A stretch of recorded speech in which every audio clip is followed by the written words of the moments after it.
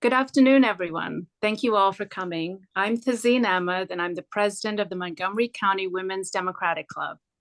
I'm honored to welcome you all here today for our biannual Tommy Raskin Memorial Speaker Series. As you probably know, Tommy was Sarah and Jamie Raskin's beloved son. His too short life inspired WDC in consultation with the Raskin family to start a memorial speaker series to honor him in 2022. Tommy was a brilliant visionary with strong social justice beliefs that he lived by and encouraged others to live by as well. He was a precociously compassionate person who motivated many of us with his final request that we look after each other, the animals, and the global poor. Today, we'll hear from Robyn Nietert, president of the Women's Microfinance Initiative. This organization puts Tommy's values into action by using micro-lending to dramatically increase women's income, resulting in greater economic security and food security for women, their families, and as well as educational opportunities for their children. The Women's Microfinance Initiative directly tackles the issue of global poverty that Tommy talked about by promoting women's economic participation and carries the hope of prosperity to poor rural areas of Uganda, Kenya, and Tanzania. When we sent out this registration for the event, we invited you all to bring lunch to the Zoom presentation to see what kind of a lunch you can make for 45 cents or less, which is probably considerably more than what WMI loan recipients can spend on lunch prior to WMI's intervention. If you'd like to share what you came up with, please feel free to post it in your comments. But first, a little bit about WDC. WDC is a membership organization of politically active women and men working to advance democratic policy priorities and to elect Democrats up and down the ballot. We work to educate all voters on local, state, and national issues of importance to Democrats with a special focus on issues that disproportionately affect women and their families. If you're a member, thank you. And if you are interested in becoming a member and learning more about WDC, you can visit our website at womensdemocratic.club.org. At WDC, we continue to bring you important events, including presentations, community dialogues, advocacy events, and more throughout the year. For us to be able to continue to do this important work, we need your support. So please make sure you're renewing your membership and consider making an additional donation when you can. We also want you to join us by volunteering your time, attending our events, engaging in our advocacy, and sharing information about our work to amplify the important issues and voices to bring democratic values to our community now and in the future. Here is a list of our committees if you're interested in getting involved. This exciting speaker series is one way WDC engages here's our executive committee. Don't want to miss that. So this is an exciting speaker series, and one way WDC engages the community on important topics that need our attention. Recent past speakers have included this list of phenomenal advocates, authors, and public servants. So a little bit about our upcoming events. On May 22nd, WDC will host a maternal health panel. Join our free Zoom webinar at 7 p.m. with the prominent maternal health leaders, including Maryland Health Chief Dr. Nina Ashford, OBGYN specialist Dr. Nikela Uruku, and founder of Gentle Mama Counseling, Mishka Hadaway, and Senior VP at March of Dimes, Stacy Brayboy. Please go. We will discuss the crucial support systems for pregnant women, children, and those who have recently given birth, and the access discrepancies across diverse populations. So please go to our website and register to be part of this important conversation. Then on June 30th, we'll hold our annual meeting. It's a member meeting via Zoom at 6 p.m. So please mark your calendars. If you are a member, you will have the opportunity to go vote on proposed updates to our bylaws and give your feedback on other club business. More details to follow in our upcoming newsletter, and keep a lookout on our social media. If you have questions, please go ahead and put it into the Q&A via chat. and we will try and get to those. There will be probably an opportunity at the end to ask questions as well. And now back to today's program. This speaker series was designed to keep Tommy Raskin's legacy alive with the help of his legacy alive and help his social justice vision become a reality. WDC is proud to have created the speaker series to lift up Tommy's vision, and we thank Fran Rothstein, Lynn Olson, Hannah Raskin, and Beth Tomasello for helping to organize this event. And now I have the distinct pleasure to hand it over to Tommy's dad, our own representative, Jamie Raskin, who needs no introduction. Welcome, Jamie. Tazeen, thank you so much, and thank you for those really beautiful words about Tommy and about the Women's Democratic Club and about this speaker series. I'm authorized by Hannah Raskin, who is in charge of keeping us going with the Tommy Raskin Memorial Fund, to tell everybody that the fund is donating $1,000 to the Women's Microfinance Initiative, and we plan on getting even more involved with what Robin is doing. Robin Nietert is the founder and the president of the Women's Microfinance Initiative.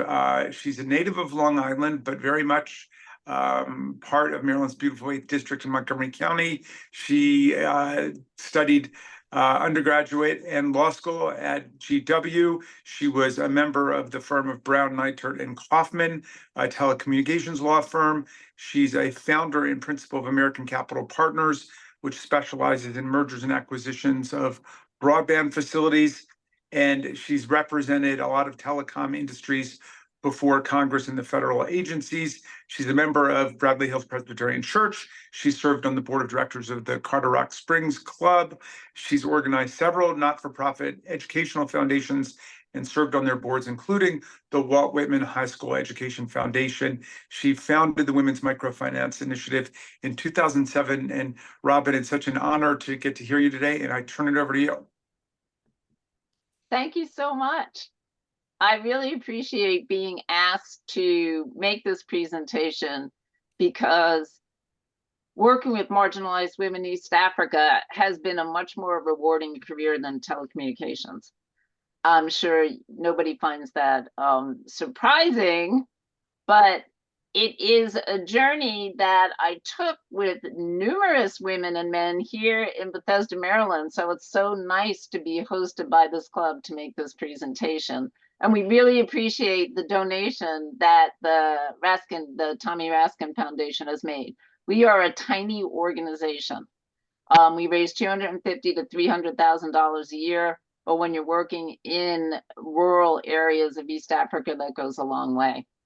So let me tell you the story of WMI, and we can then see how it goes way beyond microfinance and training. It goes into changes that are happening at the very basic bottom of the pyramid in the societies where we operate. Next slide. You're going to hear that a lot. Please ignore it. This is how we started. This probably looks like a million meetings that you all have had at somebody's dining room table for one of, a whole variety of issues that people in this area get excited about. Many of you may know some people at this table. We were a group of friends in 2007 here in Bethesda who had been successful in our own businesses. Lawyers, accountants, MBAs, and women who were involved in foreign policy. And we decided it was time for us to do something for other women. My background was the telecom industry. And let me tell you, in this country, in the cellular telephone industry, the rural areas were the last to get any kinds of services and benefits. If you were a woman, you could not raise money for this industry because nobody understood it and nobody would give you any money. And nobody understood what it was. The people at the very bottom who were in the rural areas, who understood their local populations, their local service areas, they're the ones who understood best how the cellular phone industry was going to work in this country. So I learned 3 things from 25 years in telecom. Rural people are the last to get anything. Women are really the last to get anything. And the people on the ground know best. So we took that and decided we were going to work in East Africa with marginalized village women. We don't work in the United States because as tough as women can have it here, especially poor women, there are many more resources here than you find in villages in East Africa. We ended up starting in Bayobo, Uganda, because one of my friends, you see on the left in the picture, June Kayakobi, she was my friend at Bradley Hills Presbyterian Church. She was from this area of Uganda.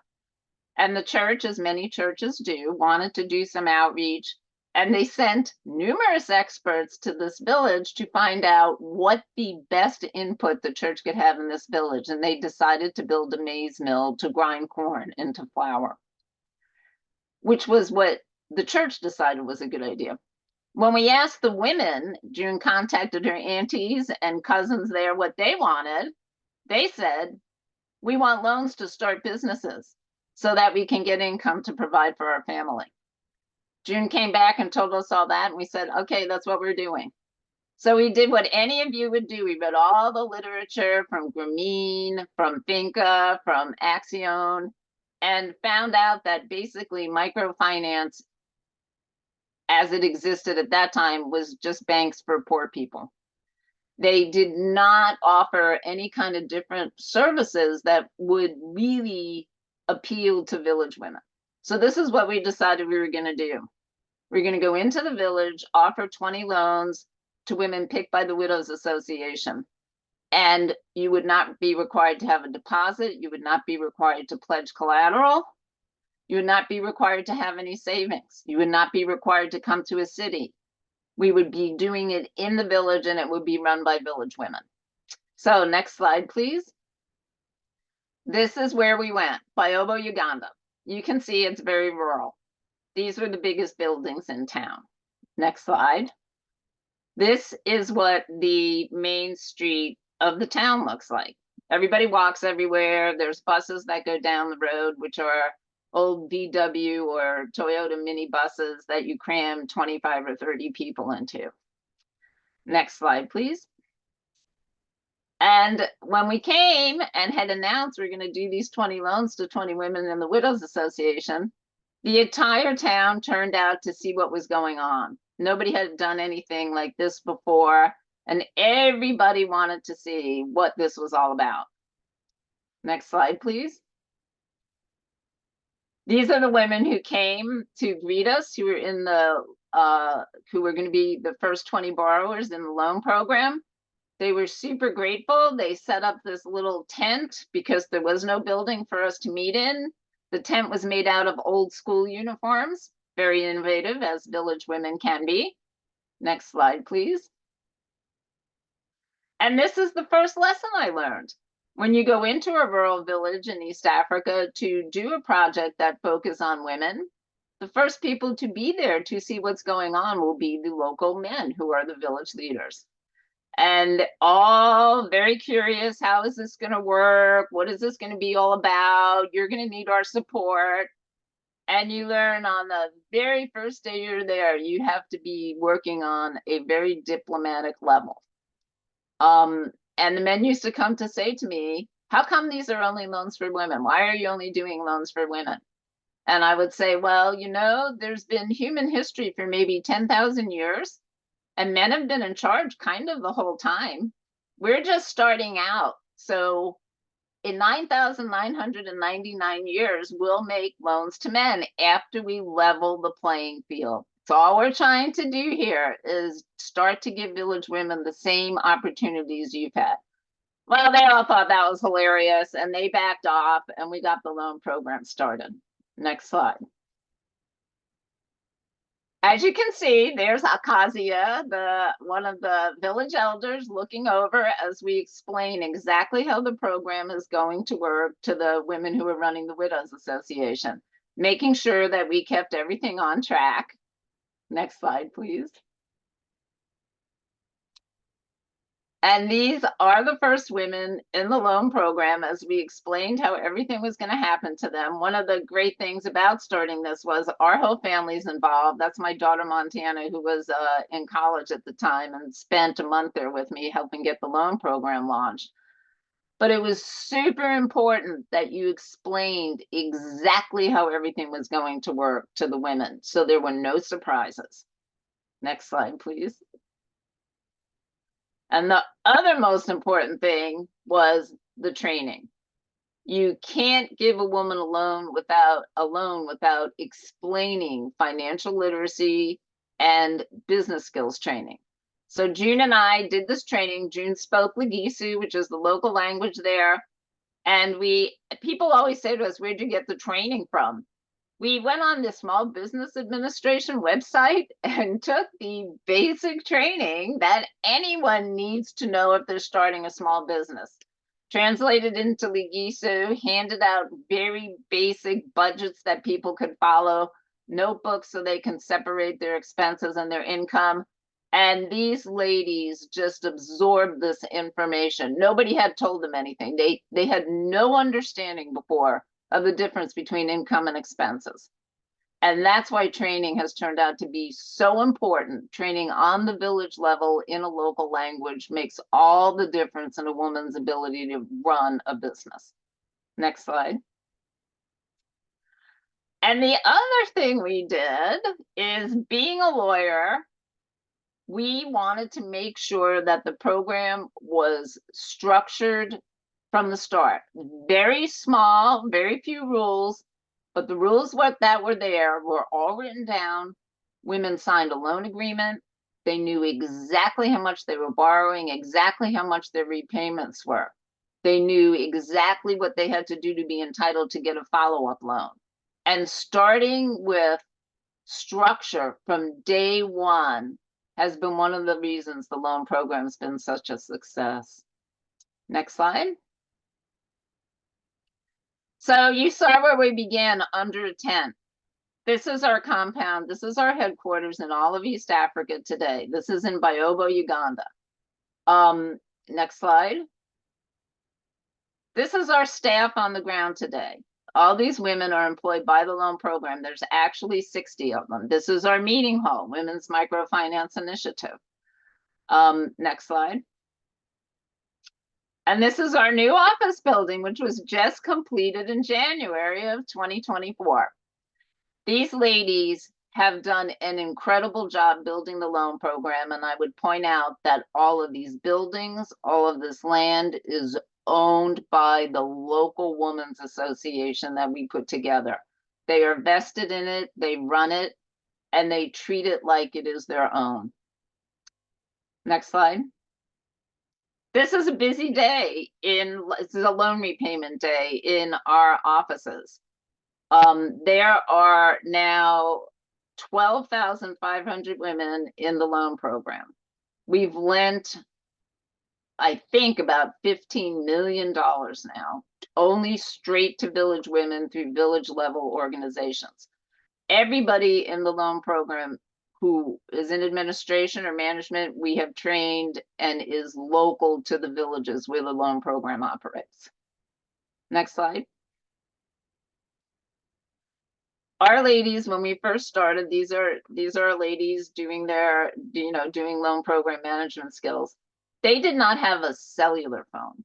Nobody had a laptop. Nobody knew how to operate a computer. We used to go to town and copy all the hard copies of the documents to keep our files and records. And gradually, of course, we introduced training, computer skills. We've had over 100 US interns, college and high school, go to Byobo to help train the women in computer skills, telecommunications, and they have been fabulous picking up the information. Next slide. So how does any of this happen? How do you go from 20 loans in 2008, lending $2,000 to over 100,000 loans that we've made now, nearly $15 million? It is the local leadership. This is the head of our loan program. She's the local director on the left, Olive Woodlimba, and the assistant director, Jackie Namani, on the right. They were both original borrowers in 2008. Jackie sold sodas. And I know it's not great selling sodas, not exactly the kind of nutritional products you need in a village. Nevertheless, she sold sodas in crates. out of a tiny little kiosk by the side of the road that had a tin roof. Olive started trading in maize grain. And when she first got a loan, these ladies are so smart. She went out and she went to farmers who needed money. And she said, I'll give you half now to buy your maize. I'll give you the other half when you harvest it.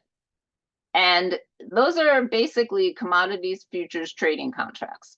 And that's what she did. She aggregated the grain and then she sold it to schools and hotels, to bigger industrial users. These ladies have been with us since we started at 17 years now. They have expanded this loan program to Southwest Uganda, they're in Eastern Uganda, Northern Uganda, our 2 loan hubs in Kenya and our 2 loan hubs in Tanzania. They will get on a bus for 2 days through driving rain, floods. They will go anywhere to train village women on how to run a loan program. It's so impressive.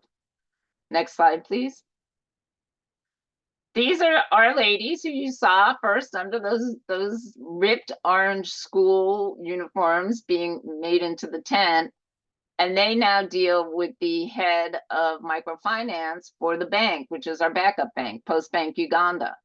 And they have developed a transition program, next slide, which when you have been in the WMI program for 2 years, you've had 2 years of successive loans, you've made your loan repayments, you've built your business, you've kept your books, you now have a track record, you can now go to the bank and qualify for a loan, which is unheard of. Next slide, please. So you remember me with my little small business association training? This is what training looks like for new borrowers now. It's all done by our staff. It's done in local languages. I would say a good quarter, maybe even up to half of the women in the loan program will not be entirely literate. The training uses a lot of song. It uses skits. It uses role playing. It's interactive. We took basic business skills training and our staff has modified it so that village women can relate to it and absorb the basic lessons they need to run a successful business. Next slide. So that's Bioba, Uganda, and you see how far we've come there. We go to work in the different areas that we have connections to in Kenya and Tanzania, and this is with Maasai women in Tanzania. And village women are extremely marginalized in East Africa for a lot of cultural reasons. It's usually a patriarchal society. They are not as well educated. They don't have access to jobs. A lot of them don't travel by themselves. So you take that as your basis. And the most discriminated women in East Africa are the Maasai women in Tanzania. They're highly discriminated against by the government. The government is trying to move them off indigenous lands where they were relocated when the Serengeti was declared a national park. The World Bank has just suspended a funding to this Maasai area where we work in Tanzania, which was for forestry growth because of the forced resettlement that the Tanzanian government's trying to inflict on these women. Nevertheless, we go up to these areas in the National Conservation Area. We do loans, we do training, and they are so inventive about the businesses that they develop. Next slide, please. The areas where we work with the Maasai women in Tanzania are so remote, they cannot get to the bank all the time when they do their loan collections. And what did they come up with? The locked iron box, which you can see has 3 locks on it. There are 3 separate keys, and 3 separate women have the keys in each of the loan groups, so that they all feel like they can, they trust the leadership and they can feel like their money is secure. These are the kinds of local, this is the kind of inventive solution you get when you listen to your local leadership. They know what works in the environment that they have to live and work in. Next slide. Once again, even though you're working in these really remote areas, training is so important. So these are Maasai women. You see they use slates when we do the business training. Next slide. So what kind of businesses do women start with their loans. It's all over the board. This is in Karate, Tanzania, not far from, you know, where everybody goes to climb Mount Kilimanjaro, not far from Arusha. We have a big loan hub there. And Nietert has put together a great store. You can see all the different products she has there. And you'll notice that she has things that you would be buying by yourself. You know, if you were home, you'd be walking into a convenience store. It's remarkable how much people want the same things that we want here. Next slide. This is Agatha. She's a fashion designer. She designs and sews all the clothes for a lot of women in her village. And you would be so impressed with how village women dress. They love fashion. They love to get their hair done. They're always thinking of new designs. It's super impressive. Next slide. Grace is a farmer. And of course, many of the women are involved in agriculture. The thing that we see as a result of the loan program, because women are making, they're generating income and they have profits, is they're buying land. That never happened before. Village women did not own land. She's growing carrots and cabbage. And it's agriculture is always a really good business because people always have to eat, and there is food insecurity in this part of the world. Next slide. And this is so impressive because it's a bakery. And this is another Jackie. She runs this bakery. She employs 10 people. She can see her face. She is so proud of the business she has developed. She took us through and showed us every aspect of it. She's been in the loan program for 5 years. She qualifies for jumbo loans because her business is growing. And I asked her, how did you learn how to bake? Because ovens are not common, absolutely not common in this part of the world. And I said, did your mother teach you, your grandmother? Is it sort of like traditional in your family? Cracks me up. Look at her. What is she? She's in her early 30s. She just looks at me and she goes, oh no, I learned on YouTube. She told me you can learn anything on YouTube. I always wanted to bake and I just started Googling and watching videos. So it's amazing how the technology, everything's coming together. Here we have a caterer. She's catering a wedding. And it's also really popular to have weddings, funerals are big deals, graduations, any kind of event. People will go and look for a caterer who can feed, you know, the 500 people who are coming to your event. Next slide. And these are Maasai women, and because the government prohibits them from growing anything on the lands that they've been relocated to in the National Conservation Area, they sell grain. Next slide. And this is going to be a good one because it melds together what I understand of two of Tommy's interests were. She raises goats. Goats are really great because they don't need as much as cows. They don't need as much water. They can subsist on anything, and you raise them for milk. So you take good care of them because you want them to give a lot of milk. And what do these ladies who are in central northern Kenya do with the milk? Next slide. They sell it to the Rieti Elephant Orphanage.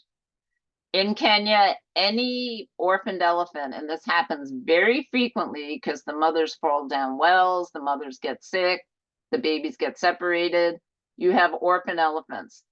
The populace, this is Samburu land. They bring the elephants to the Rieti Elephant Orphanage. Every elephant north of the equator in Kenya who is orphaned goes to the Rieti Elephant Orphanage. The cost of feeding the elephants formula, which they were using, was $10 a day. And during COVID, they could not get the ingredients for the formula. The elephants were starving, they were getting skinny, and guess what they decided to do?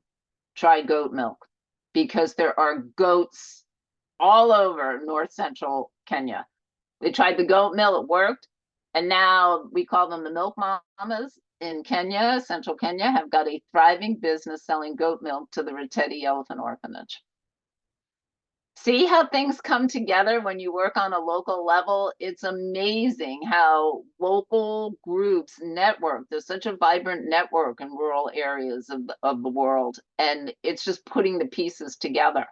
Next slide, please. One of the outshoots of the loan program, which I always have to talk about, is that although we make loans to women, we know we're lending to families. The entire family works in the business, and one of the huge impacts we see from the surveys we do every year is a reduction in domestic violence. Frequently, domestic violence is the result of financial problems and stress because the husbands don't have jobs, because there are no jobs. There are very few institutional jobs in this part of the world. You've got to start your own business. And now once the woman gets a loan, they start a business, we find the whole family works in the business. Next slide. And this is Edith, she was running the store. She said the number one thing we always ask, what do you do with your loan income, is they send their children to school, they pay school fees. And these mothers are so proud that they can afford to send their children to school, and they all want a better life for their kids than they had for themselves. Next slide. And if you're a young businesswoman, you can now take care of your mom, because she didn't have the opportunities that you have. And women always tell us it is such a good feeling that they can care for their families. Next slide. Because the loan program is successful, it's generating more income than it has in expenses. All the local expenses are covered by income from the loan program. So these are self-sustaining programs. The excess income is used for community outreach, AIDS testing, STD testing. If we have a building like we do our headquarters in Bayobo, we bring medical professionals in to do the testing. Next slide. But in areas like northern Tanzania, where we work with the Maasai women, the government has shut down clinics. They've reduced the access for medical workers.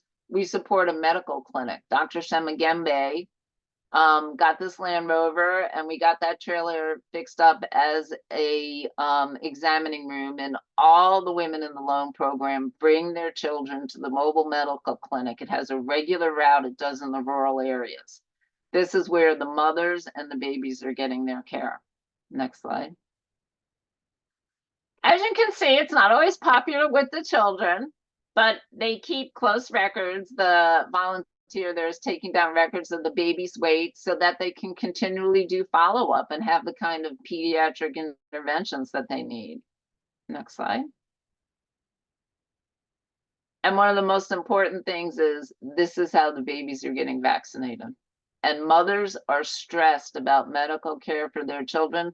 So this kind of ancillary program supports the women in the loan program. It's not obviously a financial intervention, but it's really important so the women feel confident, calm, that their families are taken care of and they can focus on their businesses. Next slide.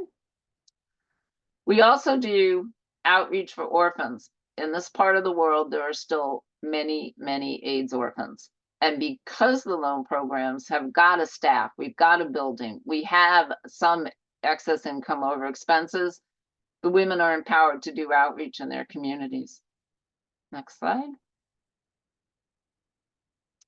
This is our last slide, and this is every year there's a community celebration in each community where we have a loan program. They hire a brass band. We have to march like 2 or 3 miles in the sun, but it's really important that the loan program be public, that the local leaders understand that the village women are in charge of this program, that they are a force to be reckoned with, and that they are now empowered to be advocates for themselves and their families, which is the biggest impact that the loan program has. Thank you. That's the end. We can do questions or focus on anything you want to. So Robin, that was, I mean, it's just what an incredible organization. I'm just told, I mean, I've been reading about you and I've been watching some of the video clips that have been online, and even despite hearing all that, this hearing you talk about is just like bowled me over. I love the whole thing about the raising the goats and then selling the milk for, just that it's just fascinating. So one of the things that I heard about in one of your videos, you talked about how you break these women up into loan groups. Yes. And how they're comprised of 20 women, and each, they're called solidarity groups. And you talked about how that is a real key to their success. And Absolutely. so I just wanted you to talk a little bit about how that all works and what are the group dynamics. And yeah, it was a really interesting story that you had told about a woman who wasn't paying her part. Yeah. And so would you talk a little bit about that? Sure. So we don't have, for a village woman to get a loan from WMI, she does not need collateral. She doesn't have to have savings. She doesn't have to make a deposit. What she has to do is join a loan group of 20 women, and they cross collateralize each other's loans. So if you don't make the payment, the other 19 women have to make your payment. And what will happen is they will make your payment. And then a group of them, they have like a group of 5, maybe they call the default enforcers. They will go to the house of the woman who hasn't made a payment, and they will sit in her living room until she makes a payment. And the woman might say, oh, my mother-in-law died. And you can bet someone else will say, well, yeah, so did mine. Or she'll say, my kid was sick. And there's another woman who will say, yeah, so was mine. Or my husband ran off. And they're like, they don't do anything anyway. So you are having peers enforce the loan program, and that's what makes it work. Can you imagine, like, would you go and sit in someone's living room who didn't make their payment? It's like $11. No, you don't do that. You vest the power in the people who are in the loan program, and they will enforce that more strictly and more diligently than a third outside top-down organization ever could. And that's what we found. Everything about the loan program, the staff that you saw, it's all run on the ground by village women who are all peers. They're all in the same situation. And I think that's what makes it work. And we trust them. When we first started, we decided the bank accounts were going to be in the names of the village local organizations that we help them register. The bank accounts don't belong to WMI. The assets don't belong to WMI. The buildings don't belong to WMI. Someone said to us, well, they could steal it. And the answer is, you're right. They could steal it. If you don't trust the people you're working with, why are you doing this? So we've been doing this for 17 years now and have never had a theft, a dishonesty problem, because these women are more vested in this loan program, I think, than they have been in anything in their lives, because it belongs to them. Yeah, that was wonderful. It was a wonderful story. I really enjoyed watching that.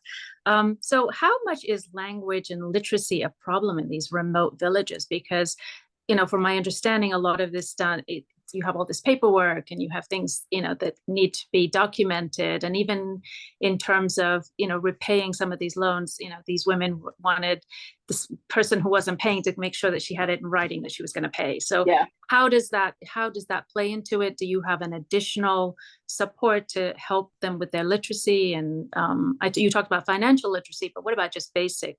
Right. Reading and writing. In fact, especially with the Maasai women, we do literacy and numeracy training, but it's not a bar to being in the loan program. First, something I've learned so many things that you can imagine, is that you can be numerate without being literate, which is super interesting. And the language barrier, I tell you, the women, village women are connected. It doesn't matter whether you're in Tanzania, Kenya, or Uganda. You're basically having the same life, the same struggle, the same issues. There are no government resources. Your husband probably doesn't have a job. And you are going around every day, scraping around, looking for money for school fees, trying to figure out where you're going to get food from. You're connected. The use of role playing and skits helps a lot, but there's always translators. Super interesting. A lot of village women are really good at languages. I'll be up in Uganda and we'll come down to Tanzania to do a training. And one of our women, Jackie, the assistant director, she starts speaking in Swahili to the loan program manager in Tanzania. I'm like, how come you know Swahili? I don't speak Swahili in Uganda. She goes, oh yeah, when I spent 6 months in Tanzania when I was 12.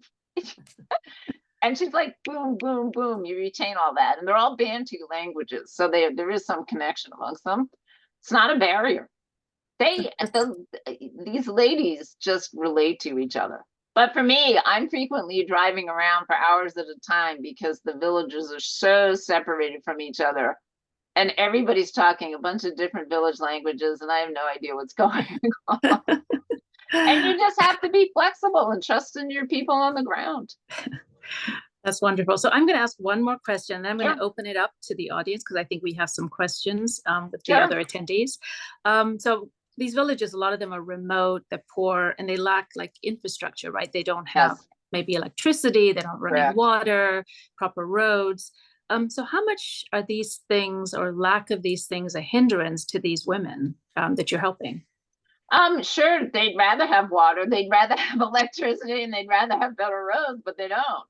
So they manage, they figure out how to do it despite the infrastructure challenges. They'll all get together like up in the NCA, the conservation area where we work with the Maasai women in Tanzania. You saw that. There's nothing going on there. There's no electricity. Your cell phone probably won't work. Nobody has cars. They'll get together and they'll get a trader who's coming up there to go to a government office or whatever the hell he's doing. And they'll say, hey, when you come back next week, I want you to bring me toothbrushes, toothpaste. I want you to bring me whatever they're going to sell in the little shops. And they give him a little something. And next week when he comes up, he brings them everything they need. They figure it out because it's so important. This is their life, Yeah, sure. They'd rather have all of the kinds of developmental advantages we do, but they don't. And they just figure it out together. It's a very communal experience. Well, it sounds fascinating. So yeah, it is. It's just everything you've talked about is just an eye-opening for me. And I know it is for the people that are on this call. So could we switch to the gallery mode where we can see all the participants? And then I think if we'll just let people ask the questions as opposed to them typing. I'm going to, if you can raise your hand, if you have a question. I know, Fran, you actually were the first one to put a question in the chat. So if you would like to go first and ask your question, then we can go to the next one. Well, I put two questions in the chat, but I'll do my last one. Robin, this is wonderful, and thank you so much. Can you talk to us about what a $100 donation buys and how long that $100 keeps being lent out and relent? Well, I'm happy to say that as long as the woman repays her $100, that will be lent forever in perpetuity. What does it buy? That's our basic starting loan. So we will loan that to a woman. She'll start her business. She'll repay it. And then the loans are to have a 6-month term. And then after 6 months, that loan will be recycled. So she'll qualify for a follow-up loan. Then she can get 125, then 150. We do 4 loans in 6-month cycles. At the end of the 6 months, at the end of the 2 years, she can move to a bank loan if she's, if her businesses demands it. She can become self-financing because she doesn't want to pay interest on a loan anymore. Or she can qualify for a jumbo loan, one of the many WMI loan products now we have to have because women need bigger loans. So that 100 will just keep recirculating in perpetuity. The loan program's got a 98% repayment rate, and quite frankly, the 2% that don't repay, it's usually they've moved, they've died, they've become incapacitated for some reason. If a woman's going to ditch and run off, I don't know why I find this so funny. You know how people here, they run away somewhere, they go out west or whatever. Everyone who's going to run away from Uganda goes to South Sudan because there's no government, there's no way to find you in South Sudan. But the $100 will just keep on recirculating, Fran. How big is a jumbo loan? Oh, well, you could actually, depending, it's generally not more than $500, but we do have some that go up to $1,000. Don't forget, we're a teeny tiny, we're a tiny loan program. Our point, our object is to be at the bottom of the financial pyramid, to be the first access to the financial system that a village woman can get a loan from. So if you can qualify for $1,000 loan, you need to be going to the bank. You need to be moving up the financial structure here. We want to be at the very bottom to get these village women started. Thank you, Fran. That was a really great question. It's a good question. Glad we asked that. So I'm going to go to Hannah. Welcome, Hannah. I didn't see you earlier. So we'll go to you, and then Jackie and Joanne after that. Thank you. Robin, this is so great and special. Oh, and thank my you. question was similar, but so just, I guess, a little bit of a follow on. You were talking about 6-month repayment terms. I was just wondering how that structure came to be and what people are able to that's a really good question with their new businesses so quickly. When we first started, we read all the literature about and the most of the literature came from Green, because they're the ones who had started microfinance, really. And the Green literature said, you must make sure that women understand this is a loan and not a subsidy, that it's not a giveaway, that it's not free money. So for Green, they get that loan, and then 2 weeks later, they make their first payment. So they're the experts. I call Olive when we're going to do the first 20 loans, and I say, this is how it's going to work. We're going to give you the loan, and 2 weeks later, you're going to make the first loan repayment. Classic. Dead silence on the phone call. I say, okay, Olive, what's the matter? And she goes, but Robin, why are we repaying the loan? I thought it was so we could start businesses. Nobody's made any money in 2 weeks. I'm like, oh my God, Olive. Classic, right? You got to look at it from the borrower's point of view. So our structure is you get a loan the first month, you do not make a payment. You don't make a payment until the second month, and then you make another payment in a month, and then the last 3 months you make 2 payments a month. So it gives the women time to ramp up and actually generate some income before they start making loan repayments. Hannah, did you have another follow-up question, or you? That's great. Thank you. Sure. Thank you. Thanks so much. We'll go to Jackie now. Jackie. Yeah, thanks so much. I'm just so thrilled to hear about this. I was involved in similar work in the previous millennium through the World Bank in the same area. And the first thing I have to say is I'm delighted to still see the puffy sleeves in Uganda. Yeah. Okay. I liked what you were saying about really letting the local people take the lead in a lot of the basic issues. And when we started something very, very similar in Ethiopia, in a village and so on, we started out and it was co-ed, shall we say. And they were, sitting under an enormous tree outside. And, the first thing, they had been sort of told a little bit ahead of time about it. And so then we had this whole discussion and explanation. And the first thing we wanted them to do was to elect their own officers. Right. Yeah. And we started out and just saying, okay, nominations, who wants to vote for this person? A, nay. And we went through this, and all of a sudden there was a lot of muttering, especially among the women. And it came to us with, interpretation and so on. We prefer a secret ballot. Oh, yeah. And, even with the problems of illiteracy, everyone knows who they can trust. And so we started, handing out paper and pencils. And okay, it took longer, but sure enough, it was a different outcome. Yep. Fascinating, isn't it? Yeah.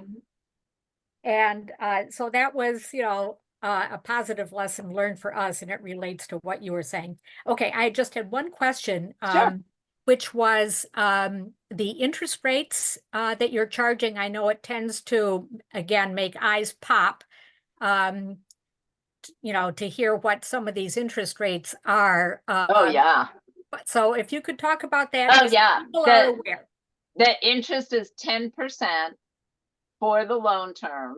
That's paid back to the women's organization, and it's used to cover all the local operating expenses. And then the excess income over expenses is how they manage to do the outreach programs for the orphans to bring in the healthcare providers. Yeah. Go ahead.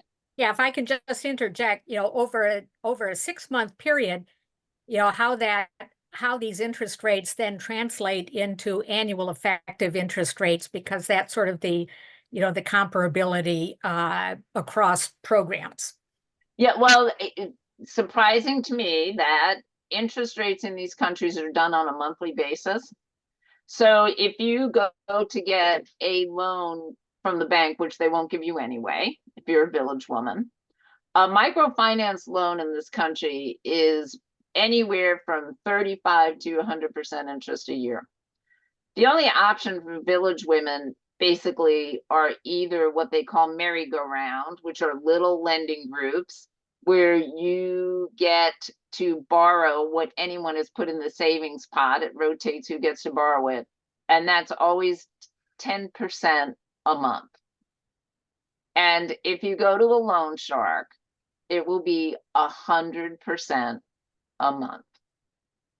And that's how I learned that access to capital is not a luxury, it is a necessity. Because in these countries, you do not have normal access to capital or bank accounts or anything like that if you're a village woman. So when we said, okay, you've got to cover the costs of running this loan program. I mean, you have to take the money to the bank, you have to have security, you have to have, you know, women, the computers, everything. We said 10% flat for 6 months. So it's very easy to calculate. And they thought, oh my God, it's usually 10% a month. So they, you know, in their world, this is what they call a very soft loan. And you don't pledge any collateral and you don't have to make a deposit, which is what usually bars women from entering the financial sector, because they just don't have that. So it's a very basic, it's a very consistent, that's what we do in all of the loan hubs, and everybody understands it. Oh, WMI, we know six-month loans, 10% over the 6 months, we run the program. So that's worked really well for us. So, so just to let everyone know, there is a donation link. Lisa just put a donation link in the chat. So if you would like to make a donation, please go ahead and do that. Thank you, Fran, for your donation that you just made. So I think we have another question. Just before we go to that question, I wondered, Robin, how much of an issue is security? You talked about the 3 key lockbox. Is security an issue? Like if these women are carrying cash around or have cash, has that been an issue? Women, you know, they don't typically carry a lot of cash around. Okay. For us in the loan program, security is an issue. We have to hire on loan collection days. We have 2 police officers who have AK-47s, which they sit around slouched on benches with. But, you know, one thing I will say, there are no guns in these countries. People in rural areas do not have guns. So just the 2 policemen with their automatic rifles there, we've never had a security incident, but we are moving. We just started this year, started in January, took all year, last year, the first loan hub in Kenya is going to digital payments. They're making their payments on their phones. And I would say in the next 2 years, we'll transition all the hubs to digital payments. That's wonderful. So the next question is from Joanne. Hi, Robin. Hi, Joanne. Just, I don't know, as I said in the chat, I'm gobsmacked about all this. Question, what is the governance and oversight structure above the community level? So you said they're all, they are responsible for their own expenses and they take it out of their income, and there's a loan, a lead or officer in each community. But who trains them and who pays the highest level of management in these communities? Is it your organization? How does it filter down management? We train everybody and we pay everybody. We look at the budgets every year. There's 6 main loan hubs, each which has anywhere from 10 to 60 employees. They have a budget every year. They calculate what their revenue they're going to generate. We know what the loans are that are going to be issued. We have these giant spreadsheets each year. It's all the training, all the expenses, all the oversight is done by us. The government does not get involved except to ask us, can we support this? Can we support that? Can we build a community center? Can we redo the water system? There's a lot of asking. And it's a fine line, and there's a lot of negotiation and diplomacy that gets involved. And basically we follow the lead of the ladies. They'll say, oh, you know what? The government wants to hold a big annual meeting in our building. It'll be all weekend. And they say, that's something we need to be doing and we need to be paying for it. So that sort of segues into my first question I had when you first started talking. When you said you were trying to explain to the elders, the men, why you were there and what you were doing, and they thought it was hilarious. And they said, okay, go ahead. When they thought it was hilarious, did they think it was because there's no way women are going to be able to do this? Is that why they were laughing? Or I think we're uncomfortable. And I think that's what it came from. They would like to have thought it would be impossible to be a success without their intervention, but it was. And we've gotten a lot of support from the village elders because everybody has a mother, sister, aunt, grandmother, daughter in the loan program. And they see the enormous positive impact it's had on the household living conditions for their families. So they all become converts, and the men whose wives have loans, I am telling you, I have seen men doing the most basic tasks to help run the women's business, which you never saw before. Men did not get involved. Either they were large and in charge, and either they told you what was going on or they weren't getting involved. Now, mama, they'll call the wife, mama's going to town to buy some new used clothes. I have to dust the shop. I have to get it ready. I have to iron the clothes she brings back so we can put them out front so they look good. What a change. I had no idea, no one on our board is an economist, a banker, an anthropologist, a sociologist. We had no idea what the huge impact would be on all of these aspects of these societies. And that's what happens when you empower women. That's right. That is incredible. Yeah, it is incredible to watch it happening. So I think we're almost at the 1 o'clock hour. So I will, just a couple things I want to close with. One, I just want to thank everyone who has made a donation to the organization. Thank you. I know we had several people that donated. Just a shout out to anyone we would love to have you. If you're not a member, please consider joining, renewing, donating, volunteering. We look forward to your participation. And I want to close just on Robin, on some of the things that you just, that on your work. And I want to point out that your work and the work of your board is 100% volunteer, right? None of the expenses of you traveling to Africa or going to these villages is used it doesn't come out of WMI funds. It's for your personal expense. So I think it's just incredible what you are doing. And thank you for coming and sharing this. It was a pleasure. Wonderful organization. I'm sure you will have many of us that will continue to be, to want to support it, and we'll keep eye on what you're going to be doing next. Thank you. We would love to have anybody who's interested sign up to get our newsletters. Just get on our update list and you can follow along what the women are doing. Just email us at WMI Online. Wait, is that our Perfect. email? I don't even know. Tazina put it out there maybe. Well, we can send it out if I think I That don't would have. be- Do you I have? would You want to just love tell you your to do email that. right now so we can just put it in the chat for people, or what's the email they need to send you an email at? WMIcontact@gmail.com. Perfect. And I would love it if you could just send an email out and say anyone who's interested, just get on our email list and see what we're doing. We have your email.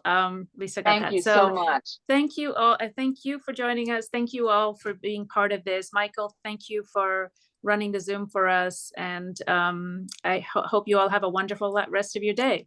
Thank you, Tazina. Thank you, ladies. I really enjoyed it. Robin, we're going to be putting the Thank you. recording in our newsletter. Super. That goes out the day on Wednesday, the day after Election Day. So that'll be in there too. Oh, that would really be nice. And would you put in there if they're interested, just to email us? Definitely. And join our mailing list. That would be great. Thank you, ladies. All right. Bye. Okay, take care. Thank you. Bye. Bye. Bye, Robin. Thank you.